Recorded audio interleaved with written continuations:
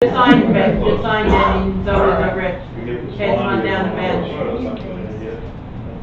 You're on there, Denny. All right.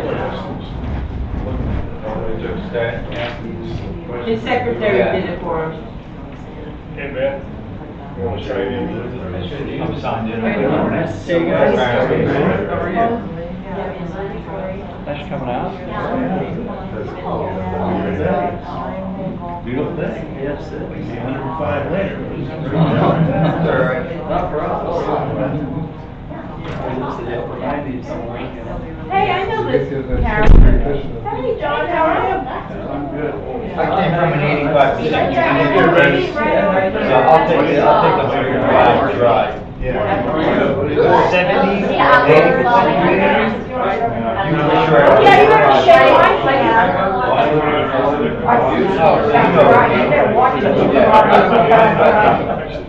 You know, if there was some mosquitoes that got him. Not at all. Here is chicken cake. You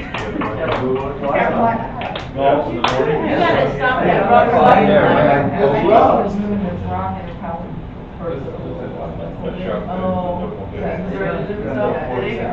That's so strange. On the rock, right? We were moving and I think that's what happened. Marty's house. Then Marty.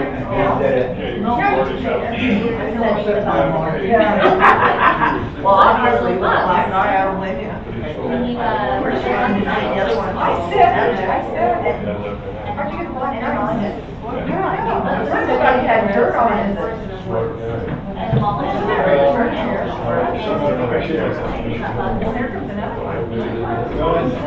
Good, how are you? Hey, green Oh, yeah, they are. Well, that's all about what you have in their folder. Yeah, how are you? Yeah, I gotta keep you over here. There's a cold seat up there. You like the cold. You like a cold, it's cold up there. Come chair over here, bud. Yeah, we're good. We're popping by real quick. Yeah. What's your name again, Ralph? What's up, Dad? How you doing there, man? Can we go together? Yeah. Hank, how are you? What's up? How you doing? He's not awake. Sure. Oh, All right. Well, it's gotta be next week, right? Yeah. everybody starts drinking. I don't know, my granddaughter, there's 2 weeks.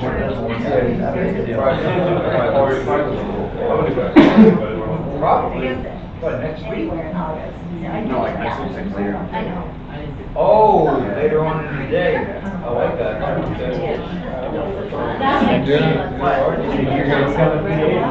Oh, Yeah. yeah. Look at you. I know, Granny. Oh, I'm trouble.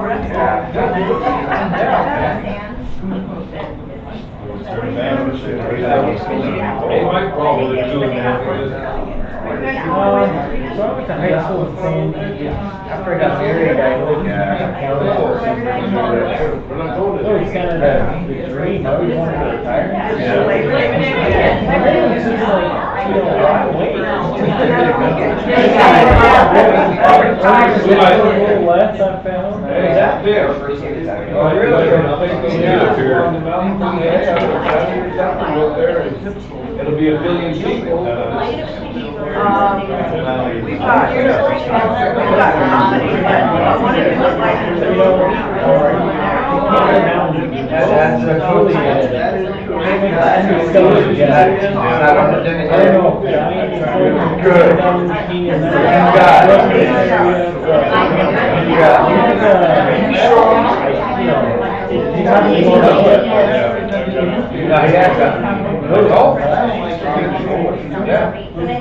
It's not getting clean or any,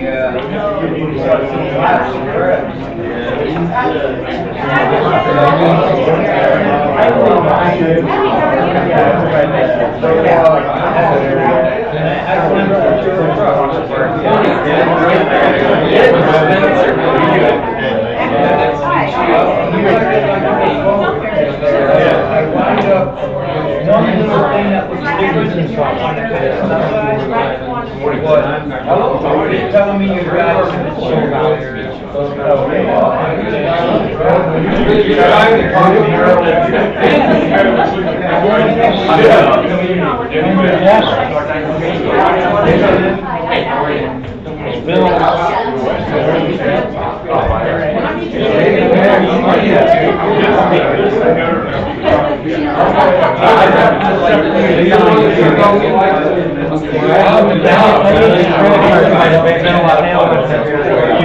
Alex, good to meet you. Thanks for coming. This is Mayor Marty. Mayor, it's great to see you.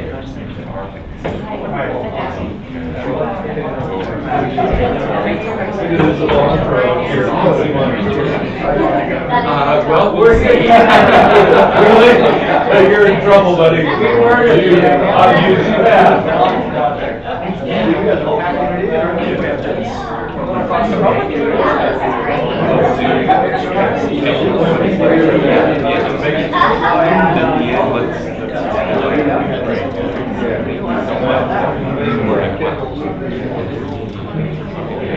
Good morning, how are you? Thanks for being here. Great room. You can't have it. Don't recruit him. Are you, did you grow up here? No. Office staff.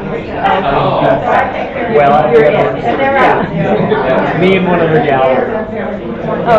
So what's it like to sign up to be the governor's wife? Any different from what you're already doing? Are you from a small town?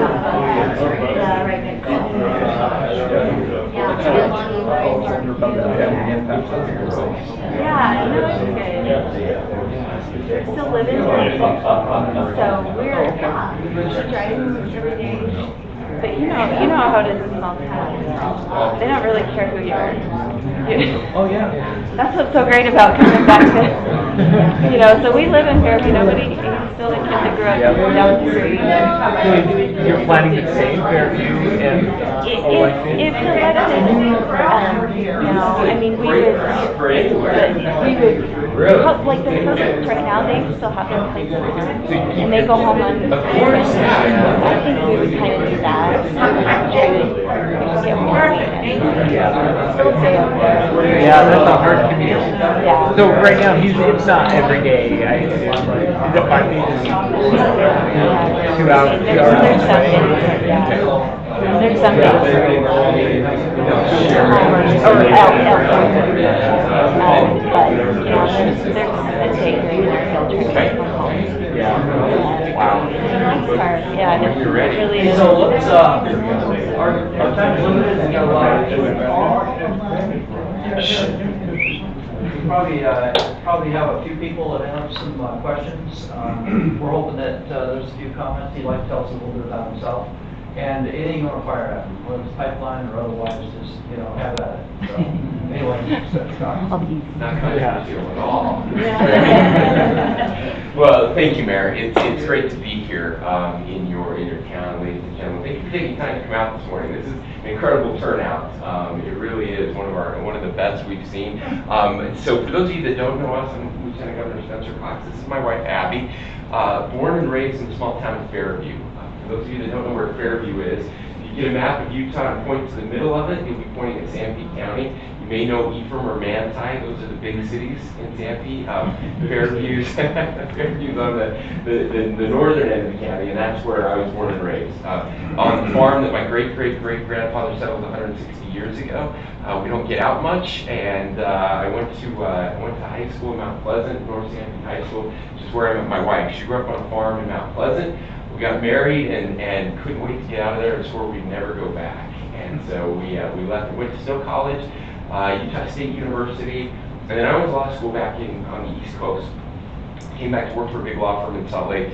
Decided I didn't like attorneys very much, and we had 3 boys at the time, and knew we had to go back and raise them on the farm. So we moved back to Fairview. We've been there ever since, about 16 years now, I guess, since we moved back to Fairview. I ran the telephone company there, and a friend of mine came to me and said, hey, we we have a vacancy on the city council, and we want to appoint you.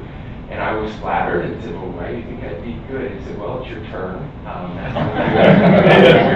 And he said, and we have a lot of legal problems. We can't afford an attorney, and so we need your help. And so I did a lot of free legal work for the town. And after that, I got to be the mayor, and then I got elected to the county commission, and then to the House of Representatives. But I was only there for 9 months when out of nowhere, the governor came and asked me if I would be his lieutenant governor. Some of you may remember Greg Bell. He resigned and midterm, and the governor asked me to fill in, and it was a shock to us. It was not something we'd ever wanted or really ever thought about. And in fact, I decided to tell him no. It was a big cut in pay, and we'd already done that once before. We were kind of going the wrong direction. We knew we weren't going to move. We felt strongly that we needed to be there farming, and so I told. I mean, it would have meant commuting 200 miles round trip every day, 100 miles up and 100 miles back to the capital, and then it meant time away from my family. And we had a little girl after that. She was 6, so we had our 4 kids, and life was perfect. We had the best life possible, and it was actually my wife that changed our minds. She said, look, this is a problem with our country today. Good people won't do these jobs, and it's supposed to be hard. It's supposed to be a sacrifice. We're supposed to give back. And so we sat down and rethought it, re-examined, and decided to say yes. So I've been lieutenant governor now for 6 years almost. It'll be 6 years in October. I drive about 55 to 60,000 miles a year. It's been crazy and amazing. We get to travel the state and meet incredible people, and hopefully we made the state a little bit better place over those 6 years. But a couple months ago, the governor came to me and said, I've decided I'm not going to run again, and I really want you to do it. He said, we've never had a governor who was from rural Utah, but understands the Wasatch Front, who has the background of run a private business, but also served as a mayor and a city councilman and county commissioner in the House, and has been the lieutenant governor, knows what's happening all across our state. And so we went back and did the things you do when you have big life decisions, and ultimately decided that we would do it. But on 2 conditions. We never had someone from running for governor come to Fairview. It just didn't happen. Candidates for the office don't come to little towns, and we wanted to change that. We really thought we could do this differently, and so we decided we were going to visit all 248 incorporated cities and towns in Utah, and today is this is 122, right? I think 122. So we'll be halfway today. I think Canal is the halfway point. So we're excited about that. And the other thing we wanted to do differently, we feel fundamentally that politics is broken in our country. It's become so divisive. It's been about who can tear the other side down instead of who has the best ideas. And we wanted to remind people that the government was never designed to solve all of our problems, but we do that best at the community level. We do that best working together. And so we've been doing service projects all across the state as well. I think we've done 33 service projects now. We had a big one in St. George. We did one in Laverton. We're trying to remind people of the importance of service. We do that better in Utah than anywhere else. And it's just been so much fun, and to travel around and meet new people and share our thoughts and hear your thoughts and ideas. And we want to do that this morning. Just a couple things that are really critical to the state right now that the next governor is going to have to work on. We are seeing the good news. We've been the fastest growing economy, the best economy in the country over the last 5 years. More job growth per capita than any other state, and that's remarkable. That's never happened in our state's history. That's good news. We're also the fastest growing state in the country. We're really good at having kids. We're always number 1 or 2 for birth rate, but we've also now been higher for in-migration. So we've been 8th or 9th for in-migration. About 60% of that in-migration are people who have lived here before. So these are kids and grandkids who moved away and want to move back. But about 40% of that are people who are moving here from other states who have discovered Utah, and we have some here, I'm sure, that have recognized what a great place this is to either come and retire or they want to participate in the economy, the growth that we're seeing here. And so that growth has been remarkable. And it's wonderful, but it brings a set of challenges with it, right? We have, especially on the Wasatch Front, where we're seeing it in some parts of southern Utah as well, where we are seeing tremendous growth, and we need to make sure that our infrastructure keeps up with that growth. That's critical to what we do moving forward. So that's going to be really important. And yet, on the other side of that, we still have some counties that are not seeing economic growth and that are really struggling. We see that in Hampton County, where I'm from, Carbon and Emory counties, some of those counties are really struggling. And rural economic development is something I'm passionate about and have worked on and will continue to work on if elected as governor. The other really critical issue is education, still and always, but there's a teacher shortage right now in our state that we're very concerned about and probably aren't talking enough about. Unfortunately, part of that is pay related for sure. I have a brother who is a teacher, taught at North Sandy High School. He was an English teacher, one of the best teachers we've ever had, and I'm a little biased, but he won an award as the best teacher in the 6-county region there. And then now he's not a teacher anymore. He's a counselor, and he's a mediocre counselor. He's fine, but he's a much better teacher. But he has 4 kids and can't raise a family on a teacher's salary, and so had to do something else, and that's unfortunate. But the other problem is the legislature continues to put more and more and more on our teachers that prevent them from doing the thing they love, which is actually teaching. And so we've got to do more to encourage people going to teaching. When I hear teachers tell their own kids, whatever you do, don't become a teacher, I get a little concerned because we need our best and brightest to teach our next generation. So those are some of the issues that are facing the state of Utah right now, and that we're anxiously engaged in and working on. But I'm more interested in hearing what's happening here in Apple Valley and in Washington County, and talking about the things you want to talk about. So I'm happy to answer any questions. Feedback, things that you're seeing that you want us to know, things you want the governor to work on right now. I always go back with a list for him. That's the good news. We don't have to wait until the next election to work on a lot of these issues. We can do that now. So, thoughts, concerns, ideas, things you always wanted to ask the lieutenant governor but didn't know we had one. Let's go back here. Yes, please. So in light of the Oklahoma decision on Johnson & Johnson, opioid addiction, we have a corridor between LA, Las Vegas, and Salt Lake, right on I-15, and the opioid addiction rate in St. George is climbing dramatically. What would the state position be? Would it be incarceration? Would it be reform? Would it be recovery? Yeah. What do you see happening? So on the opioid side, this is something that I now chair, just in the last year, our opioid task force here in the state of Utah. It's something that we've been working on significantly. We do have an opioid crisis in our country today, and we're not alone, but certainly we've seen our share here in the state of Utah. And it has nothing to do with the corridor. It has everything to do with the addictive properties of opioids. And I mean, most of the opioids are obtained legally. Then people become addicted and abuse, and then that leads to the other drugs once they can't get them. And so we're working with pharmacies, we're working with doctors, we are part of the lawsuits against some of the opioid manufacturers who clearly hid what they knew about this. And some of you saw that the big verdict the other day against the opioid manufacturers. We expect that we will have either a verdict or a settlement. We don't know how far it will go, but we say we'll get money, and we will use that money for all the things that you've talked about.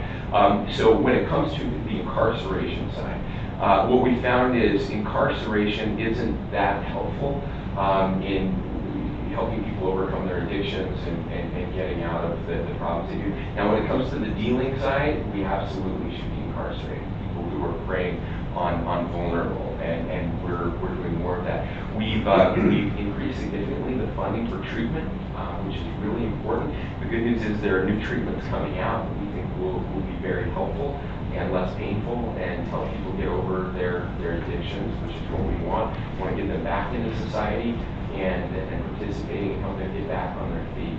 And so that's going to be very critical moving forward. But it's going to take all of us. We need doctors more engaged on this issue. We have, for far too long, doctors have been prescribing opioids at rates that are unhealthy and unsustainable.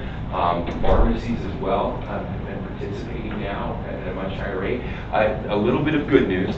We are one of just a handful of states that actually saw a decrease in opioid deaths and addictions over the past couple of years because we've been so engaged. But the rest of the world waking up to this now. And the other good news is there are new pain treatments that are coming out that don't have the same addictive qualities that opioids have. And so, and I'm so glad you asked this question because we really have to know this. And it's incumbent upon us too. When we go to the doctor and we're having surgery or we're hurt, we've got to talk to our doctors and say, is there another way to deal with the pain? Can we avoid, and let's not do months and months and months of prescriptions. Let's just do a week or two, and let's manage this and try not to get on it at all if we can avoid it. So thank you. Are you for the Lake Powell pipeline? I am. Yeah. Well, Yeah. How do you expect to pay for it? Well, we're working on that right now. There will be a role for the people that use it for sure. There was an audit that's just being completed, a legislative audit that will look at that, and we believe, and the legislative auditors believe that it is something that can be paid for. The state probably has a role as well in helping to fund a portion of that. But it's going to be absolutely critical to what's happening down there and to the growth of this area. And so, Well, don't you think maybe that Washington County should do more conservation? absolutely, You know, yeah. And because they're like, I think, number 2 we're on requiring water Washington County to do more conservation. Absolutely, yes. Yeah, and they know that. We've had several discussions with Washington County about setting limits for, or ceiling to increase conservation in order to do the pipelines. That's going to be critical for the funding. And we're going to have to meet those conservation in order to get the funding to make that happen. And is it still 1.2 billion that it's been the last, No, 15 years? it will probably be a little more than that. How Yeah. much more? Yeah. And how much is it gonna affect the taxpayers here? Yeah, well, again, this is why you elect local leaders, okay? And they don't listen either because you go to the meetings and it's the same stuff over and over and over that they say. But I think they go to. But they keep getting elected, so I you know, must be the minority. and we're having, it's a problem Yeah, down well, there. that's how elections have consequences. They do, That's and how it I works. understand that. And we're very supportive of the local officials, and we'll continue to work with them. And if you get new local officials, we'll continue to work with them too. So, yeah, but yes, I am supportive. On the pipeline, I know Las Vegas gets less than 10%, and they are really water conservative. Is there an allotment that is allowed to Utah for that pipeline for the water itself? And are they banking that water since we're not drawing on that? And is there enough water, you think, in Lake Powell? Because we just drove through Lake Powell. Yes. And it's down still, Sure. even though it came up a slight bit. Yeah. But is there water there for us in the next 10 years, 50 years, or whatever, to actually do it? I know there's a lot of problems with, the federal government was critical to almost taking it over, the water distribution and making California obey some of the water restrictions. Yeah. So the allotment, and is there going to be enough water? And the answer is yes. Under current projections, there is water and there is enough water. And yes to all of those things. The water is owned. The water is available. How much the allotment water do we rates have? I don't have the numbers in front of me, but that's all very public. You can go on the website. All of that information is out there. So. Thank you. Other questions? Yeah, please. So this looming tax reform, broaden the base, lower the rate. How do you feel that will affect? I mean, it's pending. I think some action will probably result in that. Yeah. How do you think that will affect rural Utah? So it's something I've been very critical of. I'm really glad the bill failed. I was opposed to it. It was a terrible idea. For those of you that aren't familiar, there was a big push to tax all of services in the state. It would have had a really negative impact on rural Utah, especially because it's in most small towns we don't have services. If you need an attorney or a CPA, you usually don't find them in places like Fairview, right? You usually have to go somewhere else, and so that would have been a negative consequence for rural Utah, and it was just bad policy. So the question is, what is going to happen? The legislature has been traveling around. They had a task force. They traveled around, had hearings all over the state, which is the right way to do it. Actually listen to the taxpayers and get some feedback. And we're not sure what's going to happen right now. I suspect it won't be big, like we're seeing. What's happened over time is back in the 2000. It was about 2007, 2008 when we passed tax reform, and it worked very well. We had a very low and sustained rate, an even rate across the state. And then what happens is over time you get good lobbyists who come up with a really good story for their industry or their organization and convince them to get an exemption from paying taxes, right? And it's probably great, but you get one here, and then you get another one here, and you get another one here. And then over time now you've eliminated, you've got more of a Swiss cheese, you've got these loopholes. And then there's pressure to raise the rates, and that's bad tax policy. And so the governor's proposal originally, and my proposal has always been, go back and fill in those loopholes. Instead of completely trashing everything and really upsetting our entire system, because it's worked very, very well. There's a better way to do it. And so I think that's probably what we'll see. Just a few of the loopholes that have occurred over time will be filled back in, and we'll move forward. It also happens to be an election year, and so you have every member of the House of Representatives that will be running for election and half the Senate in the state. And so I think, they realized once they got back home after the legislative session how unpopular that proposal was. And so I think it's really caused them to rethink things.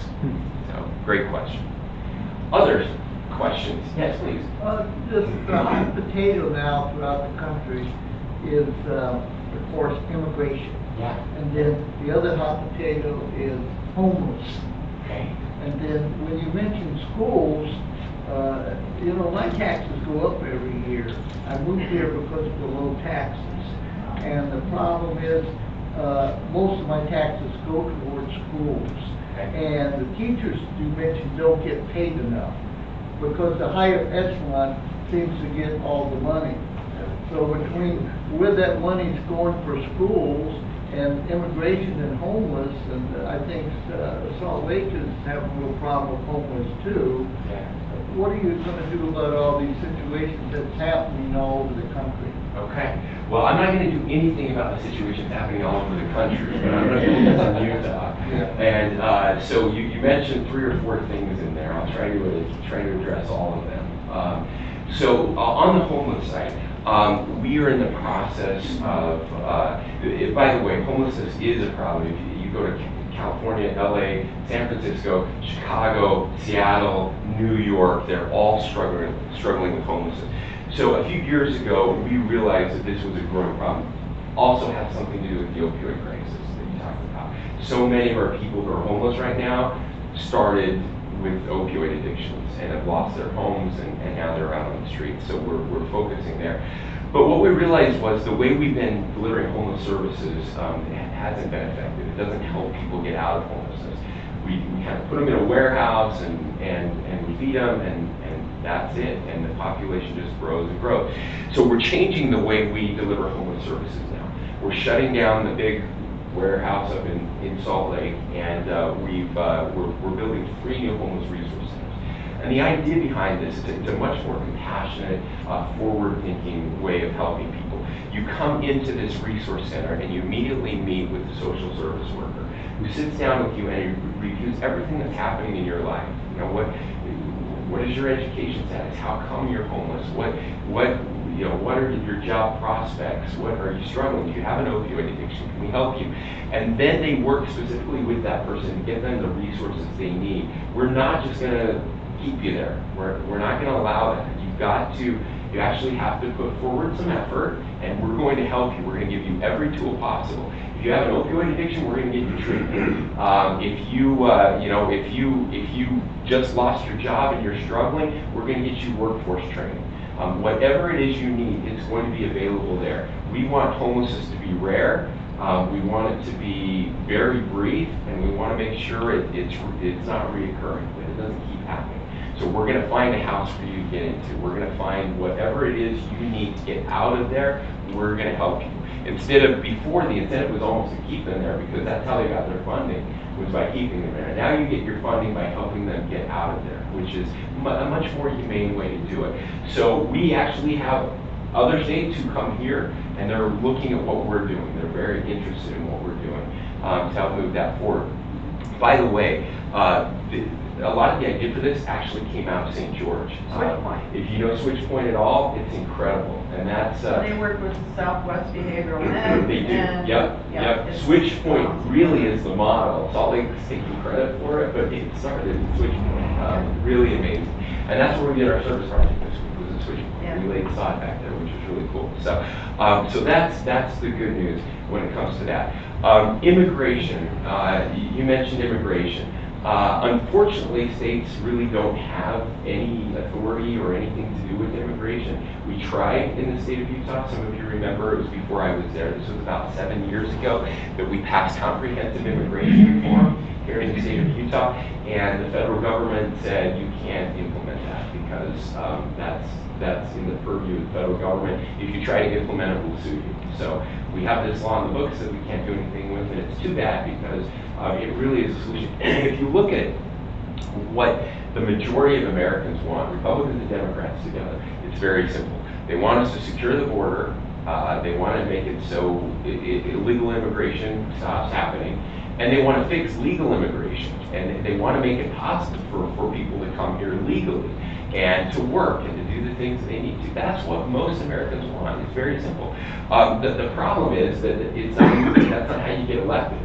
Republicans and Democrats have figured out how to use on both sides, how to tear us apart and stay elected and raise money without actually solving the problem. And we should all be very upset with Congress. I don't care if you're a Democrat or a Republican.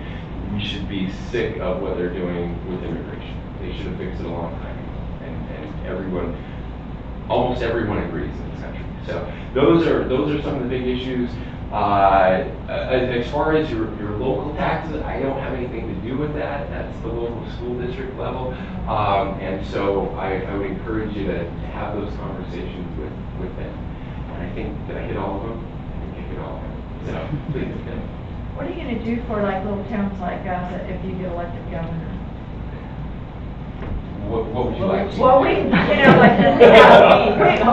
we have no funds, we're just like here and it's like hard to Well, let's go get in a things different going. direction. We have, drainage issues that are just Yeah. overwhelming to the small community. Okay. When Apple Valley was built, we weren't incorporated, and the county did a crappy job. And so the developer, even created any kind of drainage plan. They didn't do proper engineering. Yeah. And today, we're incorporated, we get to deal with that. Yeah. Because we have, and, the funding for that type of, those kind of things is just overwhelming to our budget. Yeah. I was kind of, had a quick fun story, was I had a meeting with our city attorney. I don't know if you know Sean Guzman. I do know Sean, yeah. I've known Sean for He's years. our town attorney, Yeah. so we're sitting down and we're going over some issues and so forth, and he makes a comment how, you guys don't get that much in BC road funds. Yep, And yep. I kind of, we get a lot of money in BC road funds, we get 80,000. And we both just sit there, look at each other, we just started laughing because to us, 80,000 is like, holy crap, we got a lot of money. Yeah. And place like St. George, they got Yeah. $350 million budget. Yeah. It's nothing, and Yeah. so that lousy 80,000 doesn't even begin to help us fix some of the problems that Right. we have, along with the smallness of our budget in other ways. Yeah. And a lot of people in this room that you see are community volunteers, Yeah. including myself. And we're the ones that maintain the roads. We're the ones that are out there mowing the weeds and, having beautification projects. We've gone out and personally, myself and a bunch of people in this room, weeding our park and things like that. And so that's what makes the wheels turn in a small community like this. Yeah. But it's a lack of money not to replace that as much as, a simple thing like a rock crusher.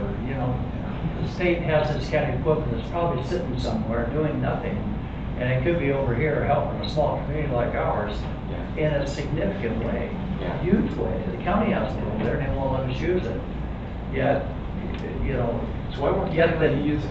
Most counties, I mean, our county, they can say if we do it for you, then we gotta do it for everybody. And yeah, that's I'm part of being a wondering county. And I'm wondering what's wrong with that. There's nothing wrong with that. Again, we did that in Sanpete County. We helped all of our towns with our county equipment. And that's really where we're at. It's like, we have a gravel pit that's right here, the cinder pit that you passed in when you came in. Yeah, I've seen it, yeah. That's right in Alphaville town limits, and they provide the cinders to us for free. We don't have to pay for them, that's a blessing. Yeah, Went out and bought a dump truck so we could haul them for free, okay, because the volunteers driving the truck. yeah. But having a rock crusher to crush it down to the right kind of size or something. Of course, yep, Would be, yep. But it's a huge deal. That's a small thing on their back or Yeah. the state's back. Yeah. If they've got a machine down here somewhere, Yeah. those are the kind of things that the state could do without blinking an eye, without even writing a check practically. Yeah. That would help a small community like ours, like Yeah. Granite. In a big way, yeah. Yeah. No, thank you, and thank you for those specifics, Mayor. So let me respond to that. Again, the only potential governor who's ever been the mayor of a town this small, right? And so everything you just said, I've said before because I've been there and I've done that. I would drive the city equipment to help. We had a very small staff. If we have anybody, they're usually part-time, and we just couldn't afford that. So let me share a couple thoughts on that. This is something I've been working and talking to the legislature about. You mentioned I want to go back, but how Apple Valley came to be. This is one of the big mistakes we make, especially with growth, is that when we're working on growth, we are, most of us aren't experts in this. I certainly wasn't, my city council wasn't. We're the same people we were before we got elected. In my small town, we had 1,200 people. We would get maybe 1 or 2 new homes a year if we were lucky. And then in 2006, the developer came down and wanted to put in 250 homes. Great, but also we had no clue. We had never had anything like that, right? And we didn't know what we were doing. Now it ended up not happening because of the Great Recession, but we couldn't afford to hire a planner, somebody who does this, who understands how this stuff is supposed to work. And so I believe that we have an opportunity at the state to provide some of these resources. So you can't afford a planner, but what if we had a couple at the state level that we shared with all of the small towns who are seeing growth, who could answer questions, who could do some of those things. So I think we can absolutely do that on a human resources side. I think we do need to partner with the counties more, and that concerns me a little bit, because that should be a resource for all of the small towns. And collectively, if we do these things, we're much better off. We can save a lot of money, and there are potentially some state resources that can help there as well. And the frustration is it's sitting right there in the Yeah. pit, and we can't use it. And it's not like this is. Yeah, On that part. see, again, that We've offered to say, we've got volunteers that are using the equipment, they'll go get trained on it even. Yeah. So they're properly know how to use the equipment. And still as volunteers, yet they won't let us use it. Yeah, see, And I it's really, so frustrating, now we gotta pay to haul a water pressure in there. yeah. Of course, we don't have the money for it. Of course, yeah, and that shouldn't be. We've got to use common sense. when it comes to governing. And unfortunately, common sense continues to go out the window, and that's what really concerns me. So that would be what you do to help us. absolutely, okay, and I'm happy to have those conversations and see if we can't get something done there. By the way, let me congratulate you on doing it.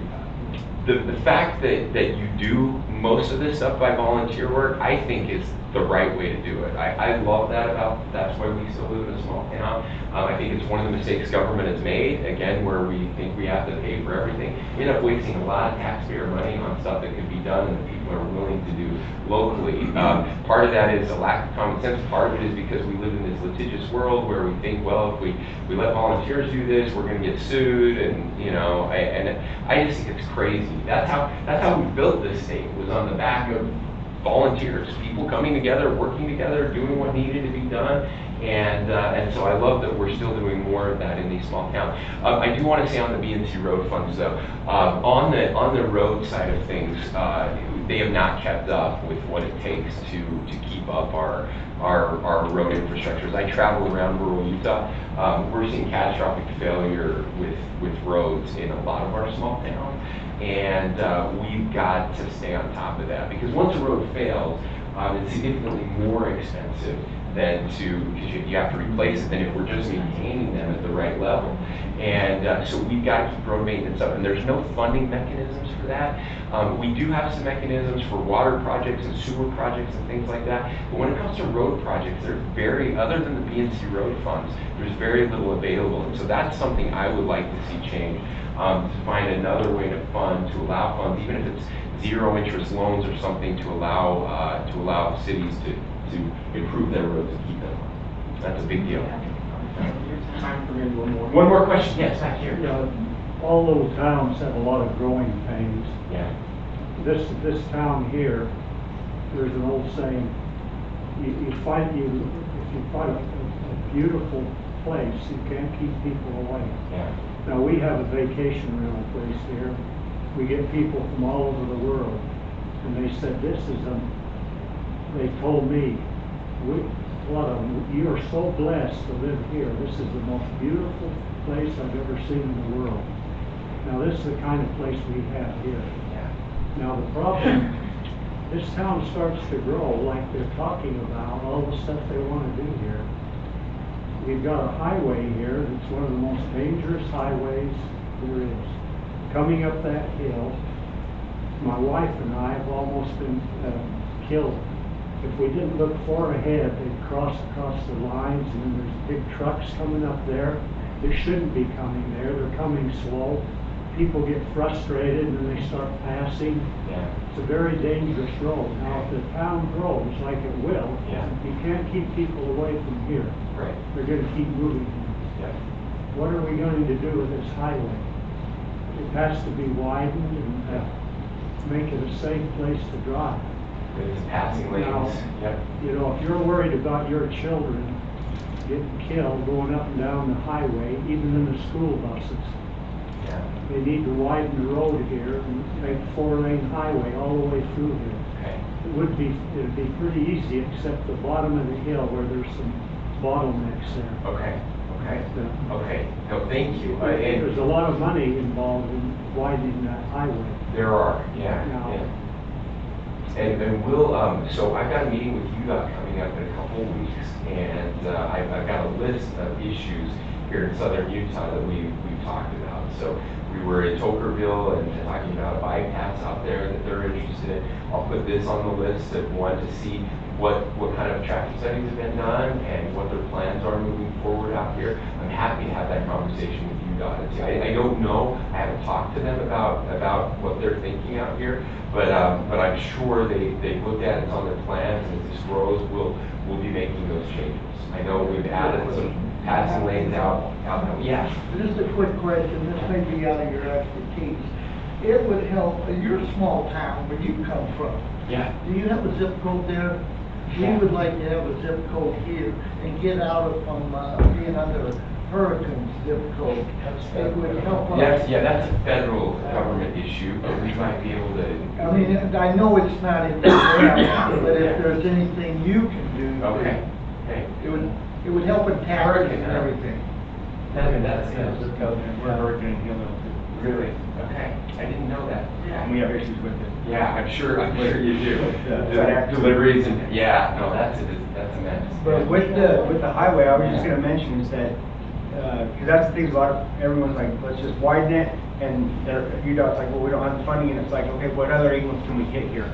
What about education, what about, Yeah. cause that's the thing, is it's like, it's not necessarily that a wider road would be nice, but Right. if we can't have that, then it's like, let's talk about Signage, what's the problem, yeah. with passing, with, Yeah. even with a lot of, there's different turnouts where it's like, are these even legal? Right, You know, where, Okay.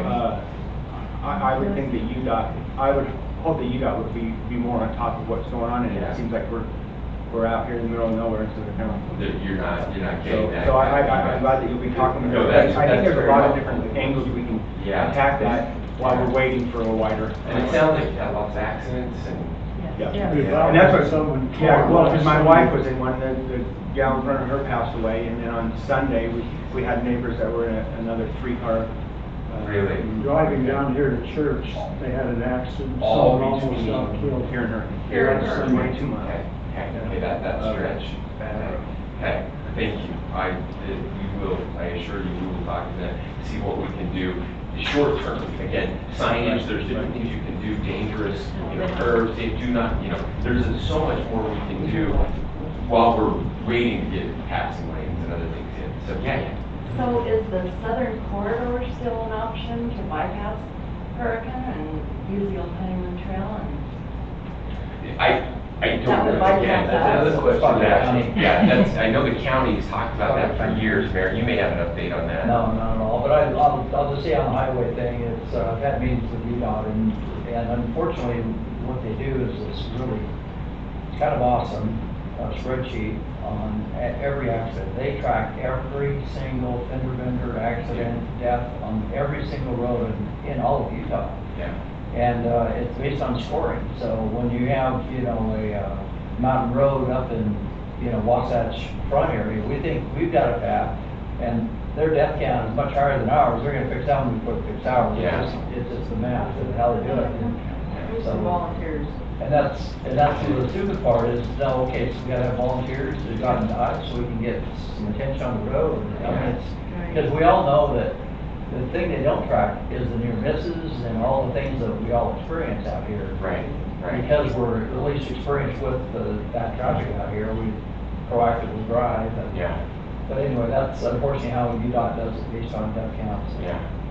So I'm not sure that's, should be all the definitive when we have such a dangerous road out here. but Right, that's what's right. happening. No, I agree. And again, but there are some other things we do that are less expensive, but that save lives. We just do that. We absolutely can. So I'm happy to push on that, follow up on that. Yeah. Okay, Austin tells me we're out of time. Grab some food before we leave. We're gonna get Fred, let me just, everybody. again, let me just say, thank you all for coming and getting engaged. This stuff matters, and I wish more and more people in the state would get involved and care about their communities enough to come out and share their feelings and their passions. And again, we're not gonna agree on everything, but we'll agree on lots of things. We would love, if you're interested, we would love to have you involved in our campaign. We've got staff around here, they're happy to take your names, your numbers. We're gonna need a lot of volunteers, and it's gonna be a great year. We're very excited. So thanks so much, and thanks for the food. This is Yes. awesome. Thank you, Appreciate Mayor. you coming out. Thank you.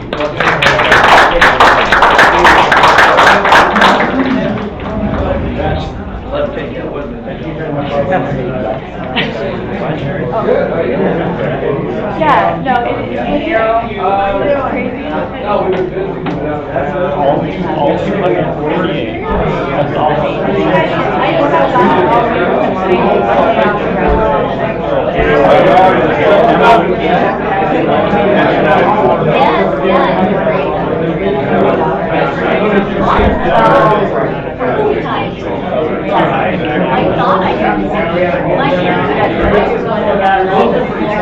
thought I heard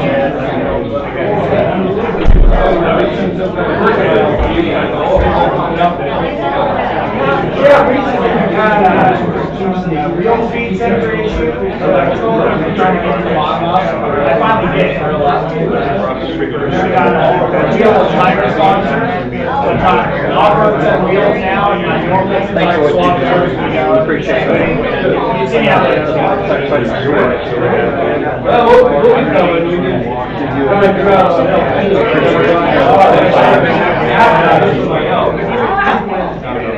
I did. When you see about the grader, yeah, it's not a real, it's not a hydraulic thing. I just wanted to, see their dad right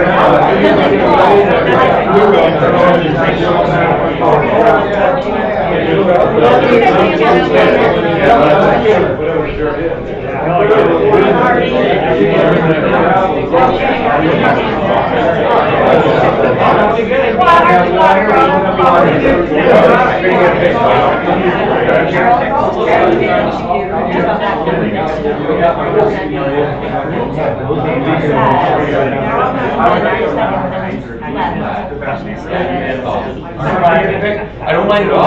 No, let's jump in.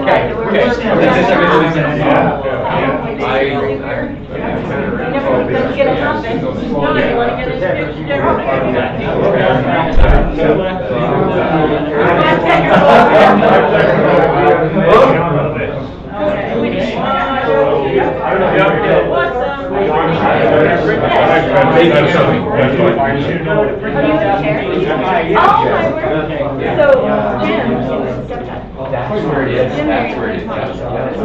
yeah. So Jim is not, no, there's no, and Don was like a street teacher.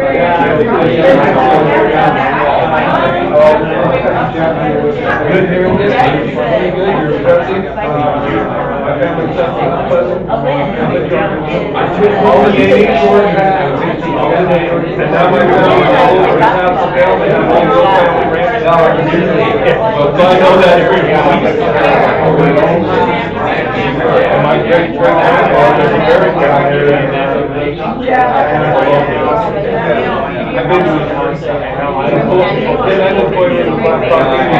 Really?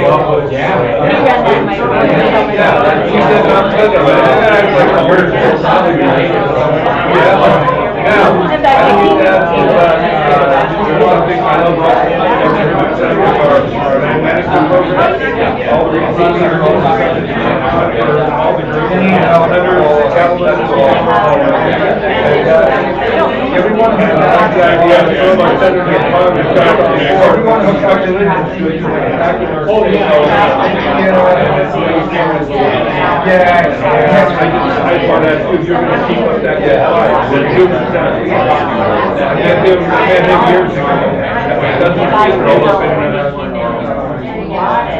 Jerry Washburn, that was my cousin. I love the idea. I know about all your meetings. I've had them in the BLM for 30 years. And they told me when we got out, he said, you've never been taken over by environmentalists. I'm done. Keep those in rural ag, already seen some rural ag. So we What they do is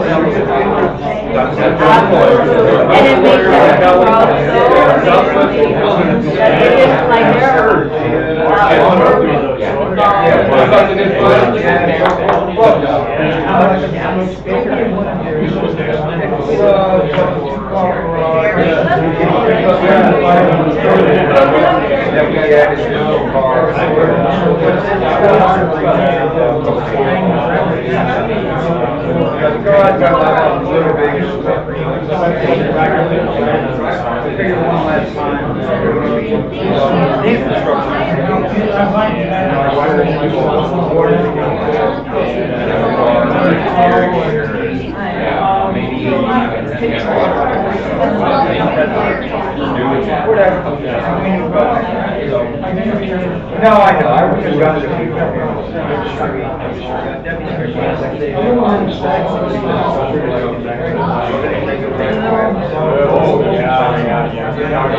Yeah, we do. And I'm here with some people who for the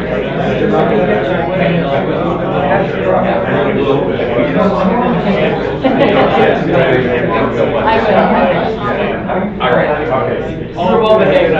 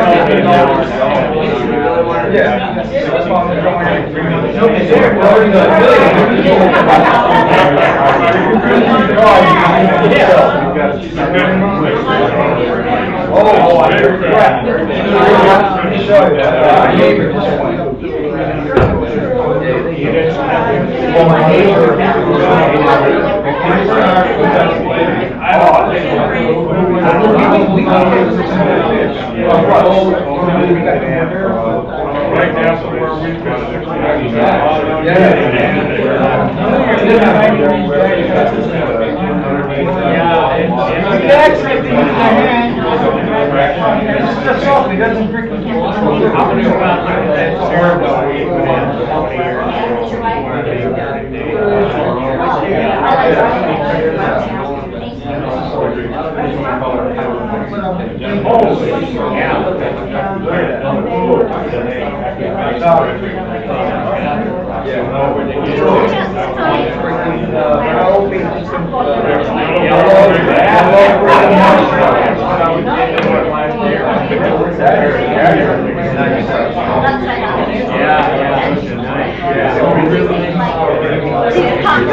Comfortable here.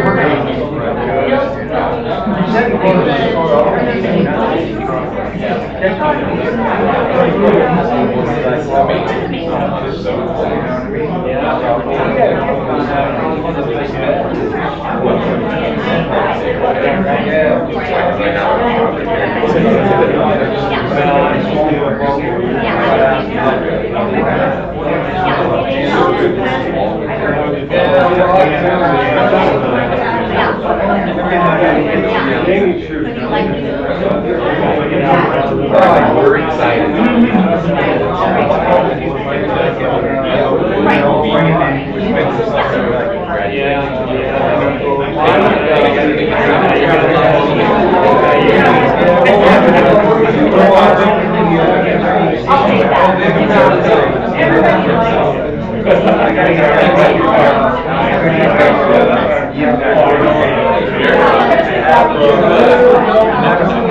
now,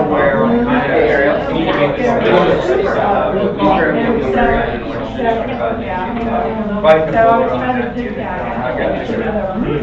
I might just do that. No, I know. I She hate does. Not that Michelle,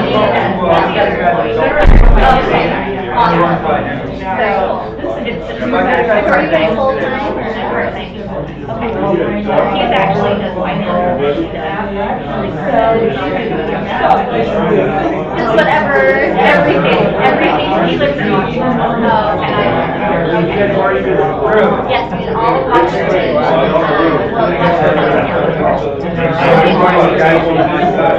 We actually made our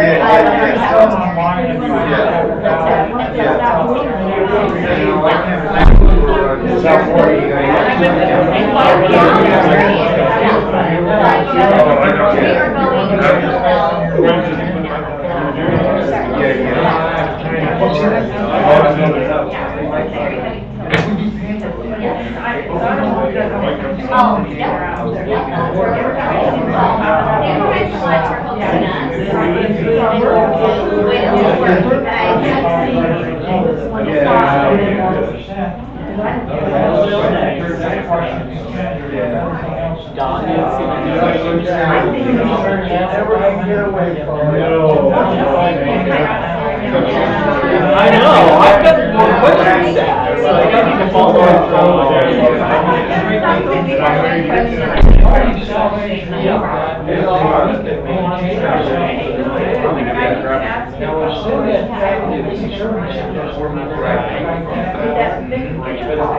Yeah, is it new? I don't know, I don't have, that's too fancy for me. Yeah, we're in it now. I find it's that here. Okay,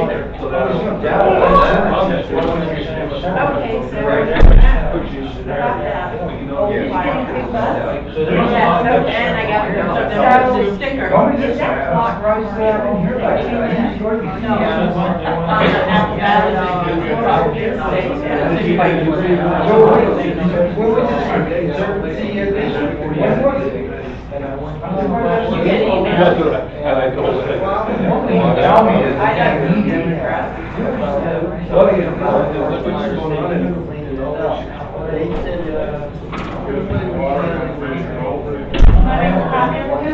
Well, you're taking tonight, you're taking this morning, we not chewing anybody out.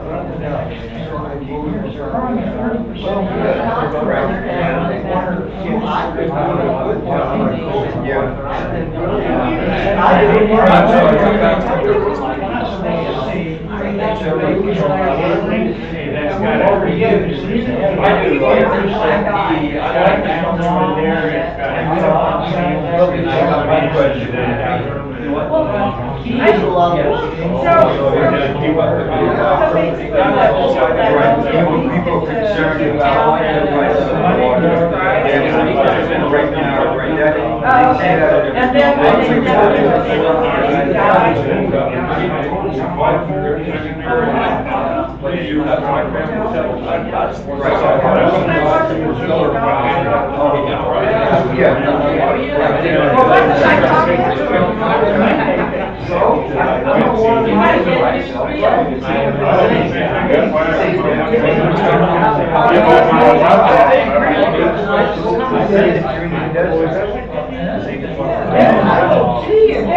There is.